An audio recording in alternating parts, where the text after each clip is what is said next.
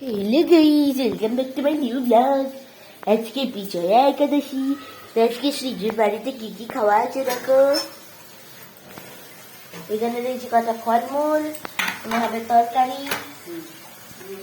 কি কি ফল আছে দেখো, তরমুজ, গরমের স্পেশালিস্ট, আঙুর, শসা, কলা।